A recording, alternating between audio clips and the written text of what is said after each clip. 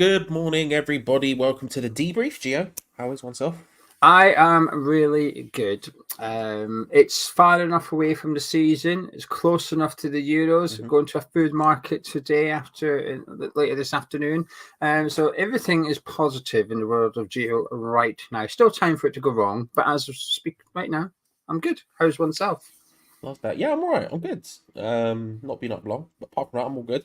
But I'm going away tomorrow, so I'm sort of in the process of panically doing everything I need to do. Going out today and then coming back and having to get ready while also making sure I've done enough work. So going away is not a problem. So long day, but exciting. Exciting times, and not exciting at West Ham. Give me the latest on Lewis. Guilherme. I don't know. Every time I've done a video about it, someone in the chat has corrected me, and I'm still struggling massively. But Yeah, give me the latest. I just say Guilherme. It may not be quite right, but I'm just sticking with Guilherme for now until Guilherme. somebody can retrain my pronunciation. Mm. But the thing is, I did a video not long ago, and two people commented with different ways of saying it, which perfect. One was like it's Guilherme, and the other one was like no, it's Guilherme or something. Right, so I'm just sticking with Guilherme. Anyway, Yeah. Fabrizio Romano is the one with the latest. He's been all over this one. I think I don't know. I feel like people are a little bit hesitant to commit this transfer window in terms of rumours. Normally, it's the race to be first, but it's almost like hesitant to be first now. But Fabrizio Romano said that he's travelling today, that Guilherme is coming to London today, and he will have his medical Tuesday, Wednesday, with the expectation the transfer will be done, sealed, delivered, and announced by the end of the week. So that's the latest from Fabrizio Romano. So everything sounds positive. And, this is my belief. I'm not saying you have to believe it. I'm not even saying Charlie believes this. But my belief is that Romano gets this type of information from Tim Steidten. So if he is on his way to London, maybe expect a jet pick. I wonder if Steiden's going to come back, actually. Or is he going to stick around and continue other negotiations or something? But we'll see. We'll see Hmm. if we get the super jet picture with Steidten and his man on the plane. So positive as far as West Ham are concerned, if it's true. Do you reckon the hesitation is because of the Bruno stuff? Well, not really, because it was only Fabrizio Romano that called that as done. He said, "Here we go." Fabrizio Bruno. Fabrizio Romano said, "Fabrizio Bruno, here we go." And Fabrizio Romano is wrong about Fabrizio Bruno, but nobody else said it, so nobody else got the fingers burned. So I don't understand why there may be a hesitancy from others to say, "Well, this one's actually going." But maybe it's just me. I just feel like there's a bit of I a mean, I mean, I guess, reluctance. I guess I guess the way I look at it is if I was, I don't know, if I saw someone jump off a cliff and get hurt, just because I didn't jump off the cliff and just because I wasn't the one that got hurt, wouldn't mean that I wouldn't jump off the cliff. Extreme analogy, sure, I get it, but very extreme. I think there Yeah, was other I ones you agree could with have that. I done agree that with that. Don't wasn't get me wrong. that didn't include death. But No, I it's didn't true. say dead. I just said got hurt. I'm If you didn't thinking like a die, classic. The water wasn't quite shallow enough, so you broke your leg. That doesn't okay. have to. It doesn't have to be dead. You know. Yeah, still an extreme analogy, but I agree with that. I agree with that. No, um, I'm excited about this one. I can't lie. We after we spoke about a couple of shows, maybe even the last one, um, about like whether or not it was sensible to pay that much money. Um, I actually don't think it's that much money anymore. Like when you think about the top line 30 mil figure, especially in pounds, it comes across as quite a lot. That's like flipping out, that's a lot of money. But actually, once you start to break it down a little bit more, like the numbers we were seeing, correct me if these have changed or anything, but were 23 million euros up front with 7 million bonuses. yeah, let And me flip that round to pound notes. 19.5 million pounds, yeah, and there's an additional 5.5 million pounds up for grabs and add-ons, plus, like you said, the 20% salon. so all of a sudden, when you start to think about it like that, it's not as deep because like bonuses I often think about, it depends what the bonuses are and it depends how much they go for, but you know how whenever we sign a player who has or we get someone on loan with a fee to buy, and stuff like that. And you make the argument, and I think you're correct when you say sort of like, well, I don't mind it being that much because if it means that much, then we're spend. If he does that well, then we're spending that much to get him. It's like it's all becomes worth it in a similar way. Similar argument with release fees to an extent. And I think with the bonuses, especially for a transfer like this, where the bonuses are quite a significant chunk of it.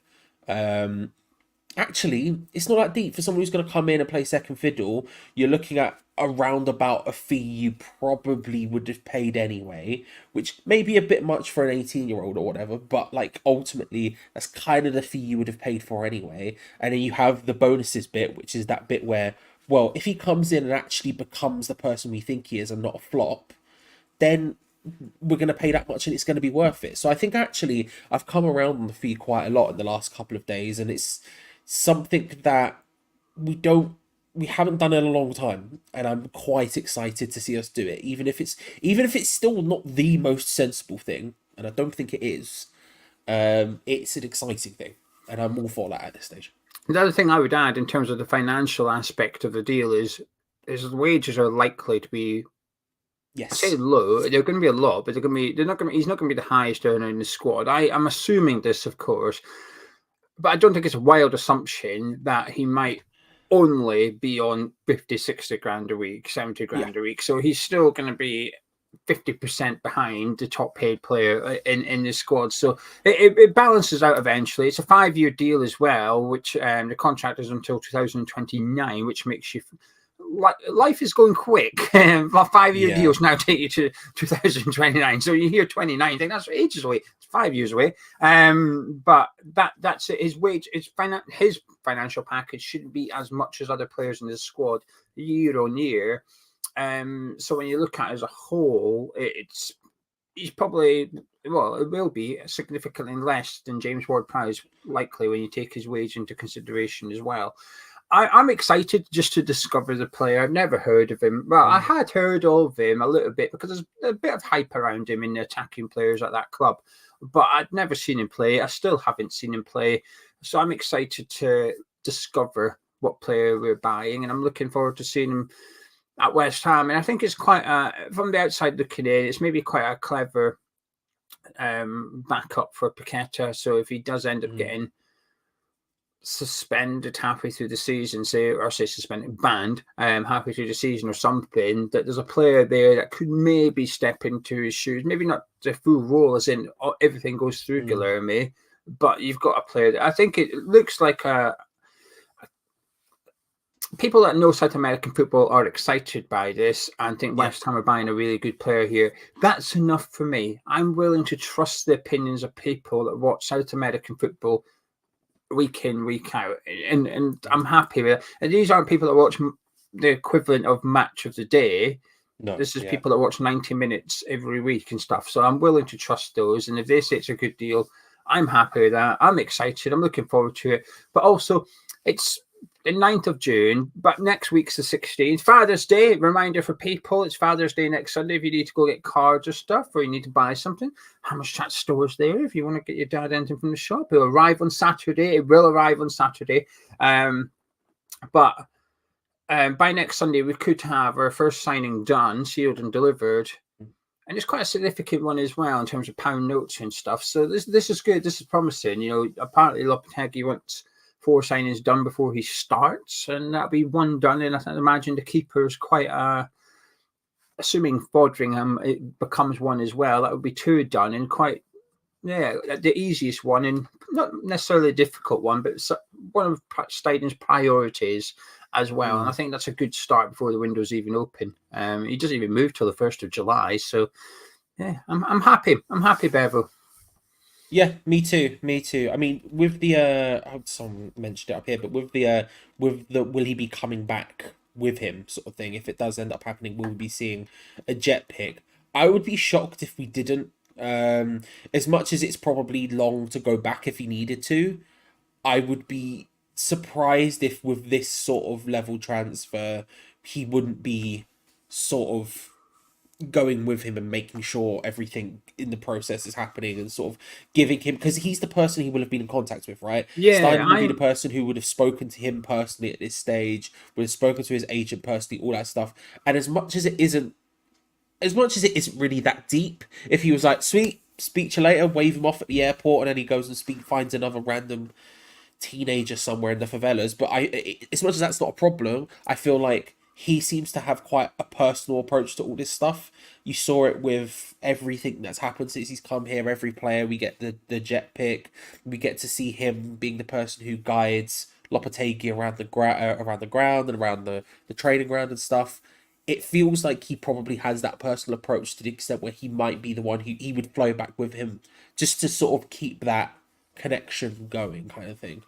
Yeah, the one thing I'll be intrigued by is does Guilherme go back to Brazil after it, because he doesn't become a West Ham United player until the 1st of July. I know the window opens on the 14th of June, but that's for domestic transfers. For international ones, it's the 1st of July. So there'll still be 2-3 weeks where he's not actually our player yet, and they will have fixtures.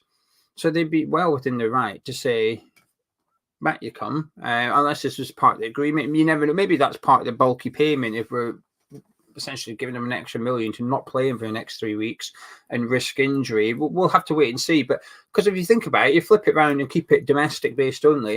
If you were to go and buy a player in December and he's going to become a West Ham player on the 1st of January, that club is well within their rights to play him throughout the month of December until he transfers. So there is a possibility he will go back to Brazil and continue with his training and his games for.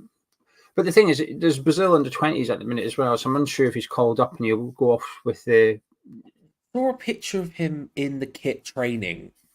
So I think was don't know from this week. So I'm sure we'll find out. But there is a possibility that the player might end up back in Brazil at the end of the week. And so is the medical book for here and not there?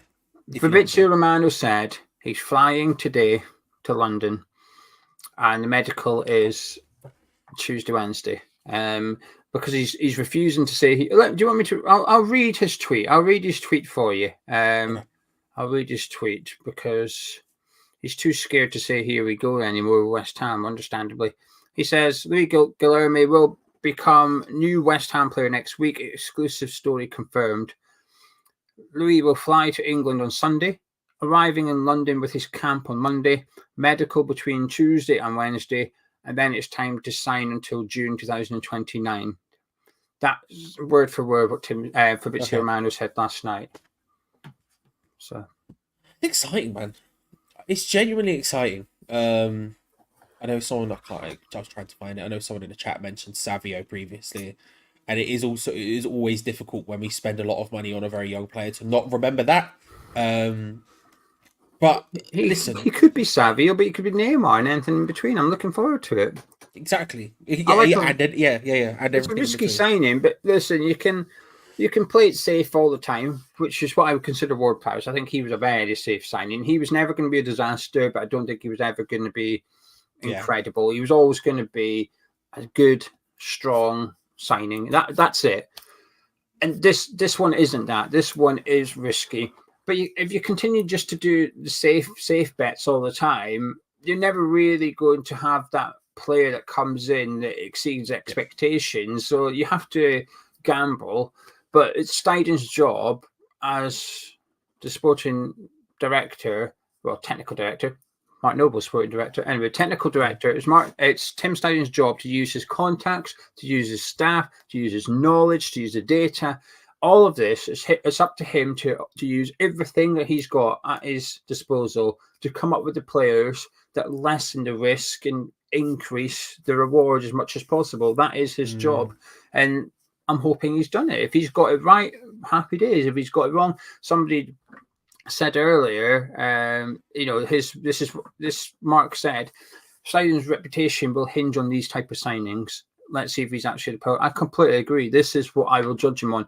I cannot and I will not judge Tim Steidten on Mohamed Kudus, Edson Alvarez, James Ward-Prowse.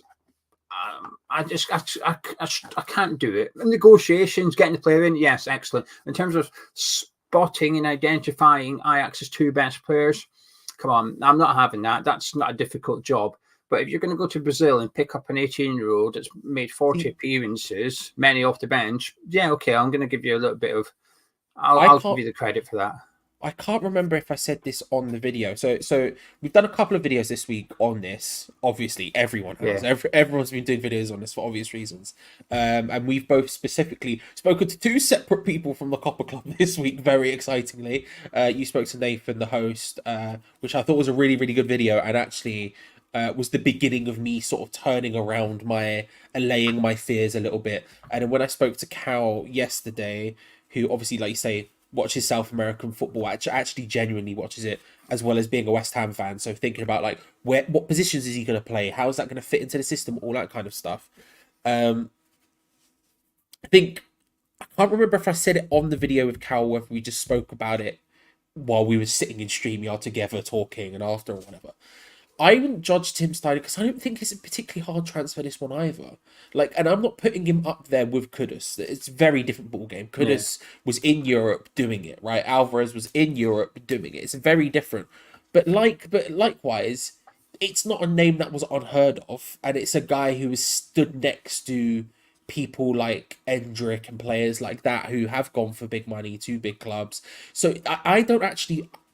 This is a slight tangent from Louis G, but I don't think I'm going to judge Stein on these type of transfers because equally it's kind of simple. Whether or not he has that potential, whether it's something we just speak about, sure. I think for me, when we talk about the Pearl Diver, when I look at the Leverkusen signings, ones that jump out to me like that are people like Andrich, who came in at 26 for like 6 to 7 million ish, and has gone on to become absolutely vital and an incredible signing for them. That's the sort of ones that are interesting to me. Those people who represent value for money, who are out there in the world, who you can go in and get and actually can go on to become massively important. And that was kind of the reason I was excited about Bruno at the time, because Bruno represented that to me. He was someone who was 28, he represented good value for money, but could do something very special, like could only really outperform the price. And that's kind of what I'm looking at. Like, don't get me wrong, Luigi could very easily outperform the price. And, you know, for someone who's that young and got high potential, that's the sort of thing we're all looking forward to and we're all excited about. But actually, the things that I'm more interested in and the things I would judge him more on are the ability to go and pick up those value for money signings that actually work out. Like, Mavropanos feels like the first one of those, even though he was still a relative. It wasn't a tiny amount of money, it wasn't no money. But I feel like he's the sort of first one of those, and I feel like that's the ones where they're the pearls that I'm looking for. You know what I mean? I'm not really looking for your Luigis and your Kuduses. I'll give him the Guilherme one, and I think it's partly because it's a change of strategy as well. So while the Kudus and Alvarez one. All right, this is going to get me stick, but I'm going to stand by it. I think we might have signed them even if we didn't have Tim Steidten. I think even with the makeup we had, I think we might have still went and tried to get them to West Ham. Not Mavropanos, but Alvarez and Kudus. I think we might have still went and tried to get them. Maybe even got them. We might not have got them, but I think we would have still pursued them. The reason being, we signed Lucas Paqueta pre-Tim Steidten. Okay, so we've already shown that we can identify. And Scamacca, I would throw Scamacca. It didn't work, but we identified a really top young talent and went and got him. That was pre-Tim Steidten. So to spot one of the best players in European football and go get them, we were doing that already before Steidten. So I think Kudus and Alvarez, we might have done it. But this one, no. I don't think we would have went to Brazil. I know Sullivan likes to dip his toe in the South American market, but that was for like players that were like top goal scorer in the Mexican second division and stuff like that. This is a completely different profile that we're targeting. We would not have gone after Guilherme pre-Tim Steidten, in my opinion. Rob Newman tried it. He set up the scouting network. So maybe we would have done, maybe, but there's not enough evidence there for me to say I have a strong opinion that we would have got Guilherme. This feels like the first Tim Steidten signing for me. Mavropanos, yes, I'm going to give it. I think Mavropanos was Steidten signing, but it doesn't feel. I don't know. There's something about it that didn't feel clever enough, but this one just has that sort of new direction, and this is what we're going to do at West Ham now going forward, and it excites me a lot. So this one, I agree with Mark. I think these types of signings are the ones that Steidten's going to gamble his reputation on as a pearl diver, as a technical director, and let's see if it works out. We won't know for another 2 or 3 seasons, because I'll be shocked if it works out after 1 year. Yeah, I think the first couple of seasons is just him getting used to London, him getting used to West Ham, and then we might see him getting into the first team. So it's a bit of a long-term signing, this, but this is what I want. So I'm looking forward to it. Yeah, I think Chris was saying, will he start? No. I don't think he will either. I think that, like, again, after speaking to Cal about it quite a lot yesterday, no, I don't think he will. I think he'll start some games, but I don't think he's going to come in and be a first choice player off the bat. He'll be someone who's on the bench every time and probably comes off it fairly regularly. And I think that's kind of the joy of it. You're talking about, like, positionally and stuff. Like, he's someone who, if the worst happens with Paquetá and he gets suspended or whatever halfway through the season, maybe that happens. But I think the fact that not only he can play in sort of every position behind the striker, but the fact that Paquetá kind of can do it, Kudus can kind of do it, Bowen can sort of do it to some degree, I think sort of gives us that flexibility to be able to give him game time, which is quite nice. As much as I sort of stress about having players in every position, and I think we've obviously been light in certain positions very, very recently, please at some point we should go get a striker. It's going to happen. I'm very confident it's going to happen, but at the same time, like, it's necessary. I think having that guy who can do all of those different things is actually really beneficial for his development as well as anything else, because it allows us to sort of give him as much game time as we can in different positions, in different ways, and hopefully, that should boost his development before it finally ends up settling, because you could be playing one position in Brazil brilliantly, but as an 18-year-old, but then you come here and maybe you find your talents are better used as a number 10 or as a left wing or whatever, and we can sort of figure that out as we go, which is which is an exciting aspect of it to me, at least. Yeah. Right, let's turn to the live chat and see what they're all saying, Charlie. Wasim says, we seem to be interested in Vital. He looks decent too. Was hoping he could get both deals done at the same time. Picked up man of the match last night. Through the night, he picked up man of the match. Spoke to Cal about him yesterday. In the video that went up yesterday, the one that's like, will Guilherme fit in a team or whatever? Cal, we did a big section on that as well. So go check that out if you haven't already, because again, he actually watches him play football. So I trust Cal on that one. Usual suspect says Paquetá played half an hour for Brazil. I was reading some stuff this morning, and someone said that I can't remember. I think the phrase was calmed the game down for Brazil. Like he once he came on, Brazil took control of the match. Once Paquetá was on the pitch. Robert's keen on getting defenders in. Alex thinks that me and you can't do a better job than Tim Steidten. I mean, nobody's claiming we could, but yeah, I'd agree with you. I don't like that. I don't like these opinions. So it's basically saying nobody's allowed to judge the signings because you can't. Well, in that case, you can't judge a car if you're not a mechanic. You can't judge what food tastes like unless you're a qualified chef. That basically, you're not allowed opinion on anything. So if you're if you're a secretary, let's just say you're a secretary, you're only allowed to comment on phone calls and emails and typewriters and fax machines. Right? Anything else, not allowed an opinion because of somebody better than you. I was very. And this isn't necessarily a shot at musician Lizzo, because I quite like some of her songs.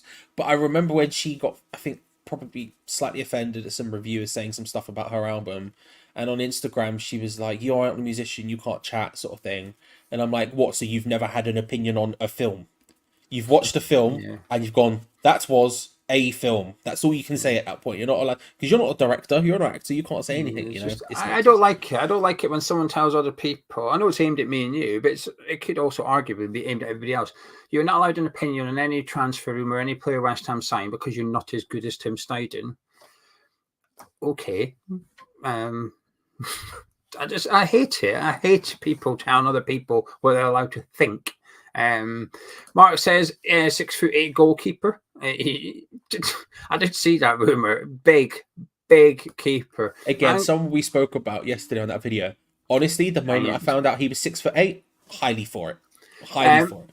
Anger said maybe it's his age, but he's getting to the point he wants to hibernate through the off-season dodge it. I get it. I like the rumours, but I feel like I dismiss 99% of them, which helps me enjoy it. I think if you believe every single transfer rumour, you're really going to detest the transfer window because it's going to be full of disappointment for you. Yeah. But I said we don't want German players. Kerr didn't hit the ground running unless it's Musiala. He's a great. Iggy thinks he agrees that Steidten can't take all the credit for finding Kudus, but we will give it to him for getting him to sign. Yeah, I agree with that. I completely agree with that one. Peter wants to get stuff sorted so we know where we stand. And Barry says, good to see we're looking around Brazil for the best youngsters. You have to get them young, and it could end up being amazing. Chris says, we've got to start shopping earlier down the food chain, and it's just smart business, but also is exciting, but it's smart business. We're just going to have to start doing it. Chris says, we are impressed by Steidten's record at Bayer Leverkusen, rightfully so. Are there any examples of him taking a gamble on an 18-year-old Brazilian? Paulinho, who did not work out. Striker signed him 18 million, 15 million, between 15 and 20 million they paid for him. And it didn't work out. However, he did have a really big injury. He ended up going back to Brazil. He's still in Brazil now. He went back to Brazil on a free. And he's doing well in Brazil. He's still really young because they signed him so young. He's still doing really young. I think he's like 23, 24. So it didn't work out for him at Leverkusen. But like I said, there was a significant injury in there, which did not help at all. However, cost 15, 20 and left for free. So that was a bad one. But Hincapié, they signed from South America for 5-6 million. And they signed Palacios a bit more money. From Argentina, and he's been. I think he's one of the best midfielders in European football. I don't think he gets nearly enough credit. Good old and I think Hincapié is great as well. To be fair, Mark says if some of Steiner's signings don't come off, then it'll probably then proof that Rolfes was the mastermind. I still think Rolfes was, but it's a bit like the Master and Apprentice. I don't see that as a bad thing. People seem to think I'm saying Steiden's crap by saying Rolfes is really good. I think it's good that Rolfes is really good. I mean, Steiden's learned from the best. But if you look post Steiden, some of the transfers Leverkusen made, Grimaldo, Xhaka, Boniface, they've made some top signings since Steiden was dismissed, left by mutual consent at Leverkusen. So I think there's proof at Leverkusen that it wasn't Tim Steiden, if that makes sense, because of what they've done post Tim Steiden, the players they've brought in and how they've contributed to the success of Leverkusen. But like I said, I think that's why I'm excited. We've got Steiden. He's learned under what I think is one of the best directors of football in the world, really. I think there's some things you're seeing from Steiden that remind me a little bit of Rolfes. Yeah, I also think we're probably way too keen to attribute it to one singular person. Like, don't get me wrong. Ultimately, kind of in football, right? Managers get all the praise, they get all the blame. It kind of works in that way, right? But I think when you work in a system, when you have a team around you, then it's not really a case where you can sort of put it all on one person. Yes, it might be more him than someone else. This person might have found more of the players than that person. But ultimately, you sort of work together as a team to make these things work. And I think right now, Steiden will get judged more than anyone else, mainly because we're still building that team out and we're not at that stage yet where we have an entire team working on these things. But, it's very rare that, what was the name of the guy who found Souček? Jordan Miles. We don't he doesn't necessarily get all of the praise for doing that. He doesn't get all of the blame. Doesn't get any. I'm a one-man campaign. Justice for Jordan Miles. Now at Leeds United. Went to Aberdeen briefly. Now at Leeds United. I love that he went to Aberdeen of all the places he could have gone to. I still keep in touch with him. Love that. He keeps saying I'm going to get my interview one day. Hopefully I will. But I still keep in touch with Jordan Miles, the man that found Thomas Souček. But do you know what I mean? So when we look at Leverkusen stuff, we can't just lump it on Steiden. We can't just lump it on Rolfes Erver. We have to be aware that actually they have an entire team of people who work on these things. There's a reason Steiden's brought his brother over in Maximilian Hans, right? Yes. Because he needs them. His brother might be jobs for the boys, right? That might be. It might be, might not be. But you know what? I'm just willing to give him the benefit of the doubt that he thinks that's somebody who's bloody good at his job and someone I can trust. And I'm okay with it. I know a lot of people don't like it when family members are involved, and it's, like I said, it's jobs for the boys. Like Lopetegui will employ his son, but if his son's genuinely good at his job, I have no issue with it. Like I really do not. Same with Huselos employing his son. I don't. It doesn't bother me, because if Tim Steidten is one of the best in the world, his brother is learning from the best in the world. I struggle to have a problem with that. But yeah, Tim has brought his own staff over for that reason, which is I can't do it by myself. These are the people that can help me. They know what I want. They know how to find good players. I'm going to bring them in, and then I will. He's essentially the leader. He's the one that tells people what to do, what they're looking for, and as a team, they get the job done. So, Mark's asking if he wears it in the summer, his scarf. I'd like to think so. It's it's not. Jet's probably got what do you call it? Probably got air conditioning. Probably, even though it's coming from Brazil to here in the summer, you feel like it's probably cold enough to wear a scarf. Calvin saying Steidten can do things here that they couldn't do at Leverkusen, even if they wanted to, due to the money. I'm sure they'd have loved Kudus if they could afford him. They had to look for borrow. That's true. They did spend money at Leverkusen, by the way. They're not poor. Leverkusen, obviously, in comparison to Premier League clubs, they don't have loads of money, but in comparison to other Bundesliga clubs, they're quite rich. And if you have a look at the incoming and outgoings, they'll often spend 20 million on a player. It's maybe only 1 or 2 a summer, but they're not afraid to write a big check. I mean, Nathan Teller, didn't they spend 21 million on him? Like 80 million on Teller, yeah. Got quite a big bit on Frimpong. Boniface was not expensive, but not cheap. So they're not afraid to spend. They just have bargains in there, like Grimaldo for free. They just don't spend 20 million per player, but they're not afraid to pumping out a little bit of money if they need to, which is I think the right thing to. I thought it's almost like it's mine in your burner account, Charlie. Gary said we try and get Ryan Gold from Vancouver. Come on, Gary. Gary, what a man. Bring him in.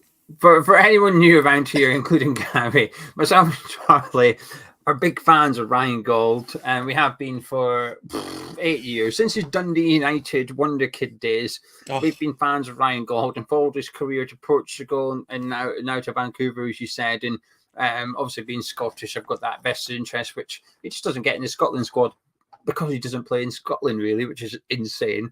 But we've been big Ryan Gold fans. So. We were literally talking about him the other day.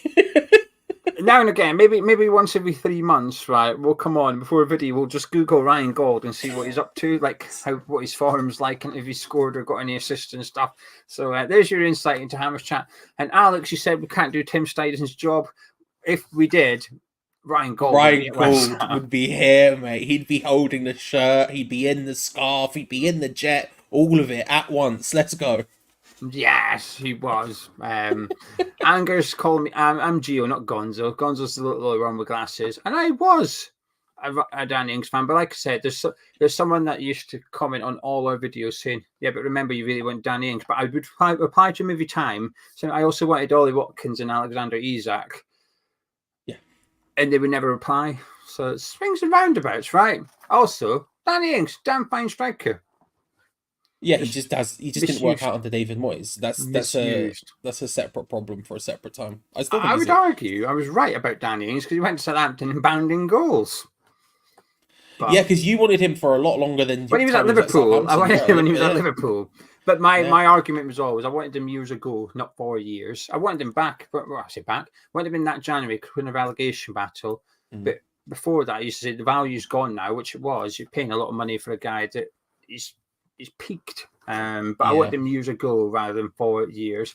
Because that could happen. You could want a player and a year or two later no longer want him for various different reasons. So a couple of years ago, I really wanted Ollie Watkins because he was getting bombed out under Gerrard. Don't want him anymore. Not that I think he's a top striker to do. Just that it would cost about 80 million. I don't want him now for 80 million. I wanted him when he was 18 million. Yeah. Yeah. So anyway, there's a bit of Ryan Goldglove coming in now. Yeah. Kent thinks he should be in the squad. Liam remembers getting him on Football Manager, and he was a Ballon d'Or contender. Mark is asking about Andy Irving. Keep forgetting about him. Yeah, I've got no idea. I think we'll find out if we bought the player or the link to his club. It could be both. I mean, like, ultimately, it could be a case of going, like, he's a homegrown player who's playing on the continent. Get him in, get him the price, and hey, worst case scenario, you're in with the club. Best case scenario, here's someone who can work in the squad. I don't necessarily know when we start judging that. Whether it's this summer, whether it's next summer, I don't know. But ultimately, we need homegrown players, and he's someone who's done well at the club he's been at. So, no low risk, no risk really. I was gonna say low risk. There's practically no risk with it if we're being honest about it. I'll be surprised if he ever plays for us. I would be too. I would be surprised. I mean, it's like I've never seen him play, but I was trying to speak to a couple of people from watched him in Belgium, and they were a bit like, doesn't really make sense why West Ham would buy him. And there was a lot of talk at the time we'd basically bought him to create a link with the club, but rather than giving the club money, we bought the player to give the club money that way, and that's why we left him on loan. But he's quite. The player said goodbye to the fans, at the end of the season. He said, right, I'm off now. I'm way to West Ham now. 6 years later. So he's quite, seems convinced he's coming over for pre-season. And in a way, I hope he does, because one thing I've become more aware of in the last 2 years with doing the Anton Ferdinand podcast is like, footballers are human. I get reminded more often. Sometimes you forget, yeah, sure. and now and again you get reminded. But I would get reminded on a weekly basis because of Anton. And I'm a bit like, well, Andy Irving, what's he thinking right now? And that is that he's generally probably really excited. I think he's coming to West Ham for pre-season. I hope he gets his chance and we get a look at him, because otherwise it's one of those transfers we'll look back at and think we basically just like dismissed a guy's career just cause we could, and that makes me uncomfortable a little bit. I agree with you, but I would say is I don't think he could still say goodbye and never play for us. Because he's our player. He's owned by us, and it's not unheard of that we just loan him out to someone else straight away, sort of thing. I don't think he has to necessarily stay there. I think we'll see him in pre-season. Outside of that, I don't think whether we ever see him in a competitive game, I think is a different story. But I think we'll see him in pre-season just because he'll be here. like it's unless we somehow get a loan sorted for him or a sale sorted for him now, he's gonna be here during pre-season. Yeah. So at the minute we could do it. We're not going to sign anyone yet. We're going to need the bodies, because also Bowen, Paqueta, Alvarez, Antonio, Sufal, Suchet, they're all going to have extended leave, so they'll be missing because of an Areola. So they possibly won't even be back till like pretty much before the season starts. So we're going to be missing 5 or 6 first-team players through international duty. So actually, you will need somebody. And I know you tend to fill it up with the younger players, and we should, but they also have their own pre-season, like the under-21s pre-season plans are, I think they're going up to Scotland, and I think they're off to Spain, whereas the first team, I think, are going to Spain, while the under-21s are in Scotland. Then I think they're going to America at the end of July. So they're different. The under-21s and the first team have different pre-season schedules, which I've always found strange. Why would you not just have them all together? I don't know, and just have 2 different training camps at the same place, but then you can use them. But anyway, Kent has outdone me here. He said he wanted Watkins when he was at Exeter City. Yeah, you beat me, you win. Jordan's saying, do you think there's any sleeping giants, a bit like what Watkins was, currently in the Premier League? Yeah. I don't know. I think.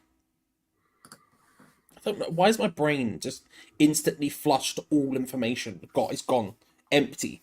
I can only think of Ryan Gould and no other footballer. I think whoever gets Chalobah from Chelsea will get a good centre back for a decent bit of money.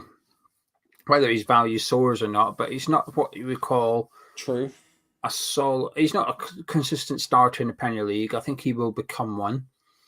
The one I'm Yeah. convinced by the most at the minute is Duran of Aston Villa. I think he's fantastic. Fair. Every time I've seen him, I've been really impressed, and that's who I would make my number one target this summer at West Ham. Like, I don't know how much he would cost to get out of Villa. Probably quite a bit. He might not want to come because obviously they've got Champions League football and stuff. But at the minute, he's easily a second choice to Ollie Watkins. And there's a lot of talk of Villa want a striker linked to En-Nesyri, of course. So if he's going to become third choice striker, he's 20 years old, but he's strong, he's quick. I think he's quite clinical. I really, really like Duran. I think Duran will become a top striker. I do. So he's the guy that I'd go get this summer if possible. Yeah, I would respect that. That's a good shout as well because he's young and stuff as well. So I think value wise, you're looking at someone who will probably win. I think Shadow's not a bad shout either. I think like you say, I think someone there is paying a lot of money, and as long as he stays fit, are gonna get a centre back who could start in the Premier League very easily for a long time. And that's not exactly that's not an easy thing to do. It's going to cost them amount, but it's not an easy thing to do. Kansas would prefer Kilman over Bruno, 30 million more though. Ticks so many boxes, homegrown, a goal scored, solid defensively, and a proven Premier League player. Lucas said Adam Morton. I think his stock's already high, so I think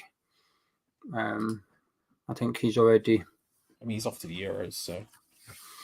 Yeah, I was annoyed we didn't get him. I'm surprised how quick he's done this well at Crystal Palace, but he won't be at Crystal Palace in a couple of years' time. The guy's just an insane talent. Well, as I said, Lloyd Kelly he's off to Newcastle on a free transfer. It's necessarily a bad shout, to be fair. I can see a lot of the Dan Burn in that one, where it's like, here's a guy who's sort of doing his thing, and everyone goes, yeah, he's a guy, isn't he? And then he turns up in Newcastle, and all of a sudden everyone goes, whoa, Dan Burn's good, isn't he?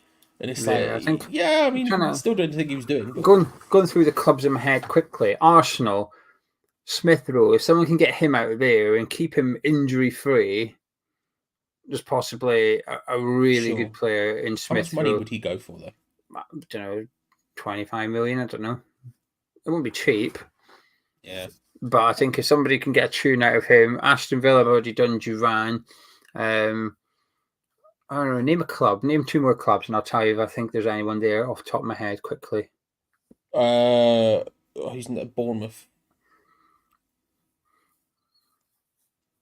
No, I think they're all playing quite well, to be fair. No one comes to mind. I've always been a fan of Lewis Cook, and I think he's back to his best now, which is good. I think Ryan. To be fair, Alex Scott has been my disappointment so far. I was really looking forward to him in the Premier League, and I've seen glimpses of it, but he's not even a starter at the moment, which I think has been a bit of disappointment. So I think there's more to come from Alex Scott. I wouldn't suggest someone go buy him. I think you'll see that player at Bournemouth eventually, but at the minute, I don't think we've seen him. He's okay. I think a lot of the time I've seen him, he's very hot and cold. Sometimes he does look really good, but there's other times I've seen him where I think he looks like a lower half Premier League winger. I think one player actually, it was Audibert of Burnley. I know Koleosho got all the attention before his injury, and understandably so, but I think his ball and his decision making in final third was lacking. But I think Audibert was consistently good, and I think he'd be a really good signing for anybody looking for that sort of attacking player. Gonzo would, shall we? When he's at Fulham, is probably I think he's. I'm suspicious because I need to see more than a few months. Right, he's been at Fulham for a couple of seasons. This isn't. It's not like this. But you're not suspicious about, say, Wharton. By who?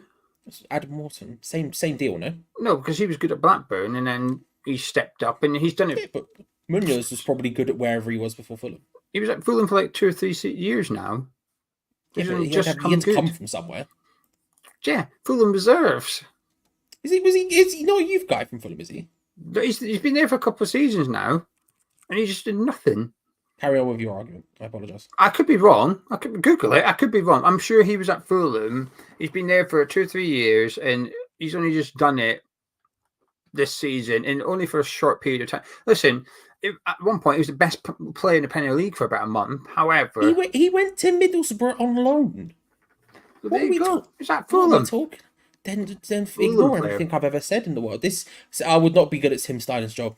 I've just decided I would not be good at Tim Steiner's job at all. Fulham player. No, I'm suspicious. Need to see more. I would agree with that. I think when you're talking about someone whose value could skyrocket, I think he's a strong shout. See, look, because I feel 2 goals in 17 at Borough. I didn't know it was that bad.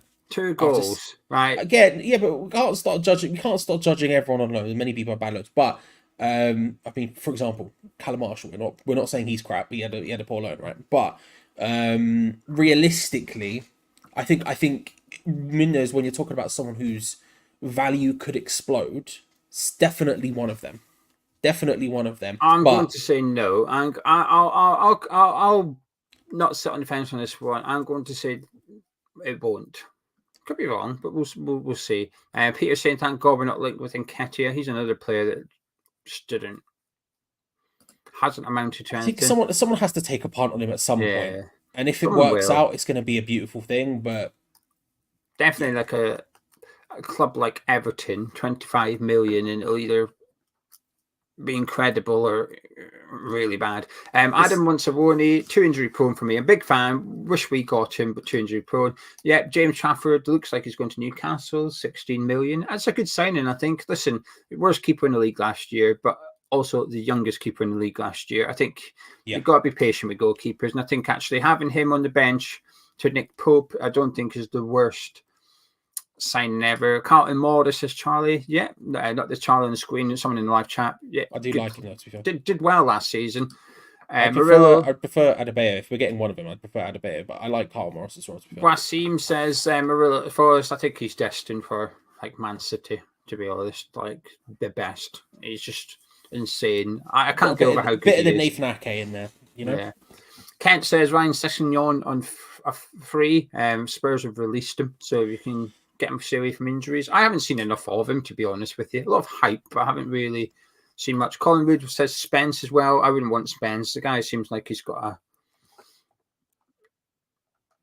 horrible attitude. That's how he comes across. Listen, he called out Neil Warnock literally minutes after he got promoted and didn't play in the Premier League. He played in an influencer game last week. Yeah, go Google it. Anonymous Premier League player in mask beta squad. I think it was that game. You played in the beta squad game? Yeah. It might not have been that one. There was 2 different influencer games going on at the same time. One was at Crystal Palace and one was at Goodison Park. And he played in it. Google it, and then come back to me and tell me that's not someone that doesn't concern you as a Premier League player. I'll mute my mic while no, don't mute. I want to hear your reaction. He had a mask on. He was like a masked anonymous player in the game, but people worked out it was him because of, well, you just can't you? Hairstyle and stuff like that. Master. Fans are convinced they know the identity of the master Premier League star playing in an influencer charity match. Yeah. Blah blah blah blah blah blah blah. Looking at these pictures, hair-wise, very similar. Yeah, it was the beta squad match. So yeah. I hate the way people write articles now. So it's not 100% confirmed, but people have tried to work it out. And it was Spence. He was playing in an influencer charity match. Listen, nice cause, don't get me wrong, but not when you're struggling to make it in the Premier League kind of thing. Listen, that's what you do when you're like retired. That's what I'd expect from Jesse Lingard, not. So yeah, it's That's It's actually mad. it's a I no. mean, I'm sort of fine. Don't get me wrong. That wouldn't judge that. That wouldn't cloud. Let me put it this way. That wouldn't cloud my judgment. It's madness. It's actual. It's actual. Did he? I haven't. I I didn't didn't know watch you it. didn't watch it, but Like, don't get me wrong. It's complete madness. But that wouldn't make me not want the player. My bigger problem, I guess, my bigger concern with him specifically is he obviously had all of the hype in the world coming out of Middlesbrough, yeah, and has just completely failed to live up to it. And it's not just at Tottenham or Leeds. It was Leeds, wasn't it? It's everywhere. yes. It's all the other places he's been as well.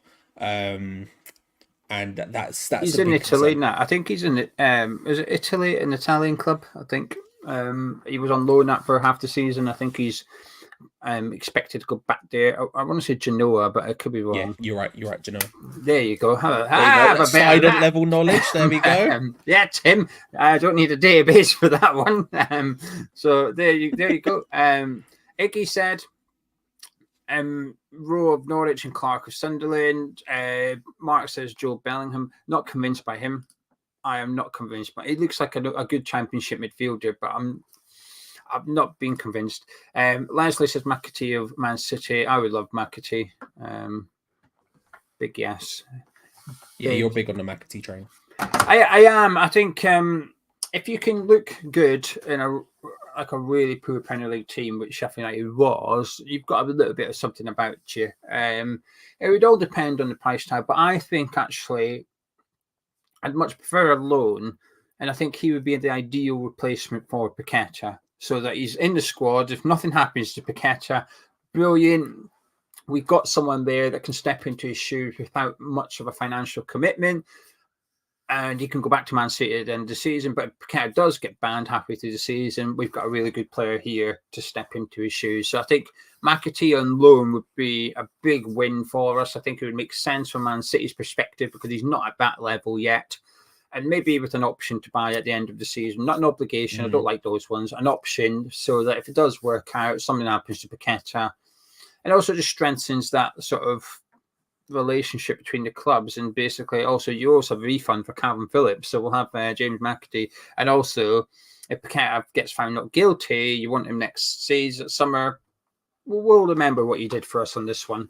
So I think McAtee of City would be a really, really good shout. I think Whittaker from Plymouth would be a fantastic signing as well. I prefer Whittaker to Rowe of Norwich. I'm still not convinced by him. I'm not convinced. Whittaker, yes. Clark, yes. Rowe of Norwich, not yet. I've seen a lot of good things, but nothing that makes me convinced to get the checkbook out and get signed up. And big no for Jed Wallace. No, he's not young. He must be about 29 now or something.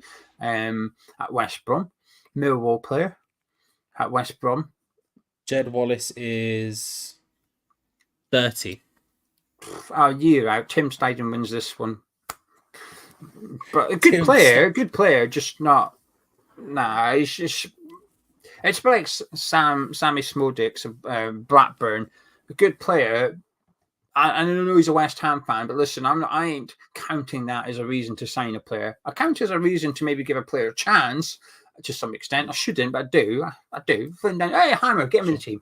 Right, but in terms of buying a player, I'm not having that. And he's just someone I think, no, I wouldn't want him at West Ham. He's a fantastic season. He's a really good championship player, and he might do it in the Premier League, but I don't think he would do it for long, and not at the level that we're playing at. He wouldn't get in ahead of Paqueta or Bowen or anything like that. So it's a big no. I think there's a lot of good players that just wouldn't fit your team, and I think players like that are those.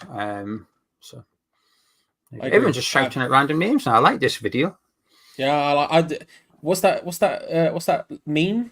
Guys can sit around just naming football players and be happy. Yeah, mate. Ken Hammer, pull at Plymouth. Let's just start naming players. I'm here for it, Yeah. Charlie D, Gibbs White. Here's another name. Somerville was great. We were doing it on Thursday. We met up in London on Thursday because we had like a meeting, and we were just naming Dutch strikers. Yeah, Luke De Jong. There's one. And Gove Hesselink. Bats Dost. Yes, we were just shouting out Dutch strikers and trying to name Shout the out club. Jan Vennegoor of Hesselink, man. Yeah. What a player. More importantly, what a name. There you What a go. name. Pierre Van Hooydonk, his son plays for Norwich City, which makes me feel old. Ricky Van Wolfswinkel. There you go. What a name. What a man. What a name. Anyway, shall we wrap it up? That's been 55 minutes. I think we've done enough shouting out random And names. at least 10 minutes of that has been just names. Has Yeah. been just names. Well, thank you everyone for watching. We appreciate it. Keep the names coming. We love it. We're not going to lie. We'll be back on Sunday. We'll be back next Sunday. Because I'll be back by Which then. is Euro Day. Yes, the Well, Euros it's we for start. England. For Scotland, it's on Friday, but it'll be England's first game is next Sunday. So we'll be live 9 a.m. Father's Day, Euro 24 England Day. Yep. Hopefully, have Guilherme as a player. Hopefully, we'll have it confirmed. Yes, we'll be doing 2 live shows on Sunday because we're going to be doing a watch along as well for the England match, as well as the 9 a.m. show. So make sure to come back for that. But yeah, apart from that, appreciate you all for watching. Subscribe if you haven't already. Like the video because it helps us out massively. And until next time, enjoy yourselves. See you later. Bye, everyone.